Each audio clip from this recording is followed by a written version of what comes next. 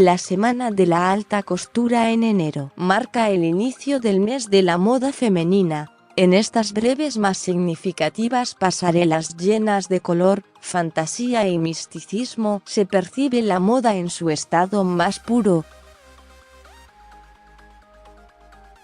La creatividad se desata con infinita libertad, aún respetando los parámetros del couture siempre regidos por las reglas de confección, artesanía, innovación y lujo, que es lo que conlleva a crear estos atuendos únicos. Por esto, las tendencias que se dan a notar en estas pasarelas son las que indican el sendero de la moda del mes a seguir.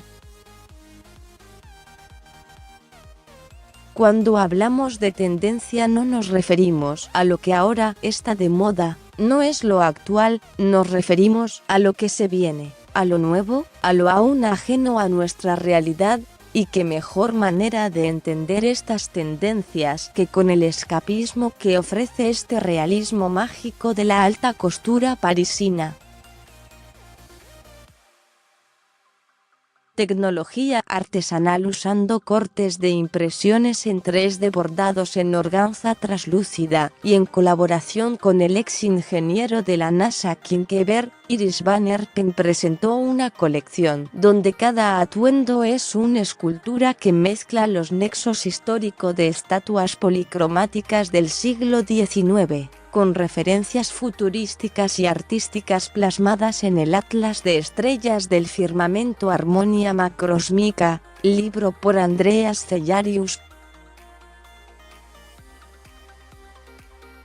La colección plasma la sensibilidad artística en una simbiosis perfecta con moda, y con la complicada, intrincada y cautivamente construcción que es la esencia de la alta costura.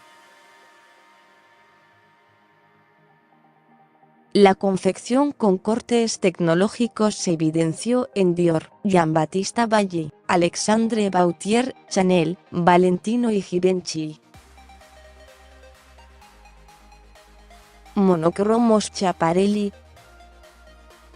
Christian Dior, Ralph Russo, Elie Saab y Valentino mostraron atuendos donde el monocromático fue norma. Esta tendencia nos invita a vestirnos todos de rosa, todos de verde, todos de azul o del color de preferencia y a combinar así las diferentes sombras y tonalidades del color seleccionado. Opulencia arquitectónica. La simplicidad no es la tendencia, todo lo contrario, los cortes pronunciados en las hombreras, faldas y cinturas se dieron notar. Esta onda futurística fue bastante enfatizada en Chanel, Giambattista Valli, Dior, Jean-Paul Gaultier, Valentino, Victor Ampersand, Rolf y Givenchy.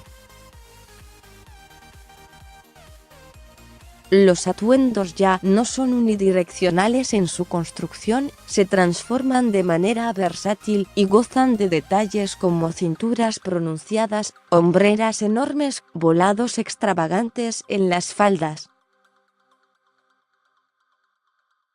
Old Chic is the New Chic. Esta es la primera pasarela de alta costura en muchos años donde no se vio nada que aludiera al confort, deporte o cultura underground en la moda. Los diseñadores de alta costura volvieron a las raíces de la moda postguerra y revivieron ese glamour que se origina en los 50, donde la elegancia y la feminidad destacan.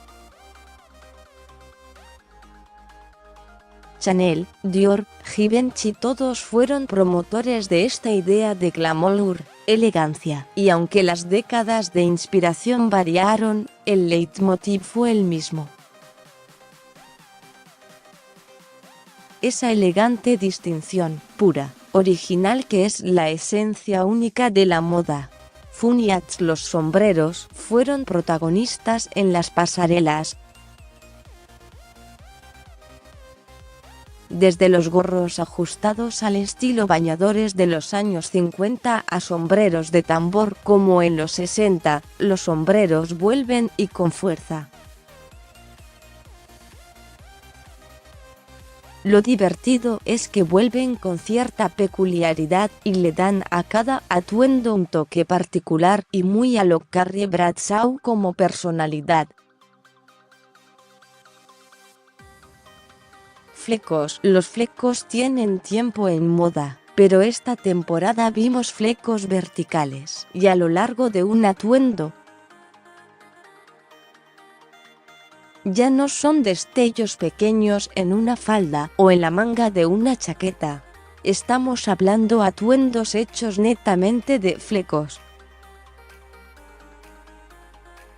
Maison Margiela, Armani, Jean Paul Gaultier presentaron estos flecos,